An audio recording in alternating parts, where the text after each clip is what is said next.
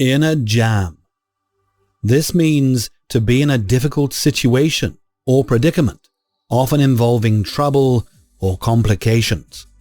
The term jam has been used to describe a tight or difficult situation since the 19th century, likely originating from the idea of being physically jammed or stuck. It is commonly used in both British and American English to describe being in trouble. For example, "I'm really in a jam. Could you please help me out?" Or, "He found himself in a jam when his car broke down."